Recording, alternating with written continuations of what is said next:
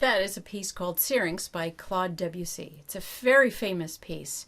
If you'd like to hear the rest of it, go online and listen to it. It's really a beautiful thing to listen to that piece and hear different performers play it. Every time you hear that piece, it'll be different. The colors and the sounds that we can get out of this flute change for every person that plays that piece. Their interpretation is slightly different. But this is the C Flute, and if you are taking this class, it's because this is the instrument that most encourages you to play. It means that you want to make some music, and this is the vehicle that you want to use. This is my professional model flute. It's a C flute, and a flute is in the key of C, which means if I wanted to play with the piano, I would play a C, the piano would play a C, we'd both play the same sound. If you're a trumpet, and the trumpet plays a C and the piano plays a C, the trumpet is going to sound a B flat. So they would not be playing the same note, and then you have to transpose. The C flute, you do not have to do that.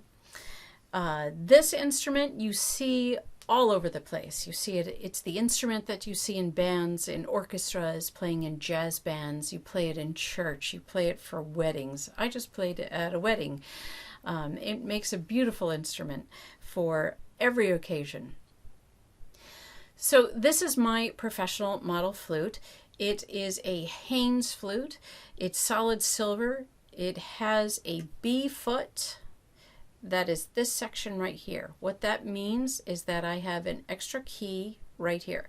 A regular beginner flute is going to end at this spot, and it is only going to have these two keys. That is called a C foot. This is called a B foot.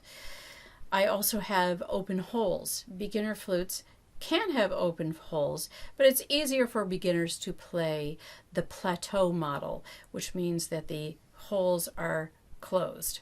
It's called a closed hole or plateau model. You can also see that this right here is my G key, and on beginner flutes this is offset, which means it comes out a little bit. It's not right in line with all the keys. That is because it's easier for the hands of little ones to reach in here. So you want to look for an offset key. That makes this one a little bit harder to play because it's in line.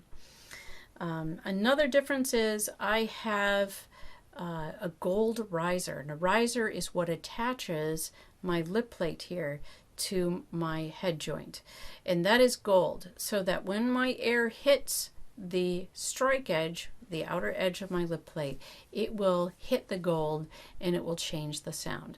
So the metal is going to change the sound. The metal on a beginner flute is generally nickel, sometimes with a silver plating over the top.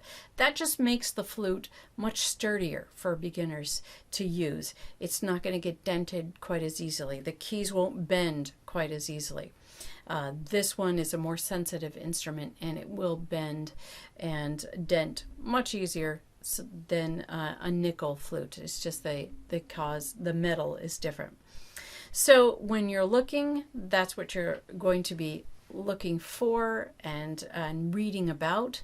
But this is the flute, and I'm excited that you're going to be carrying on with this class and learning more about the flute. Enjoy.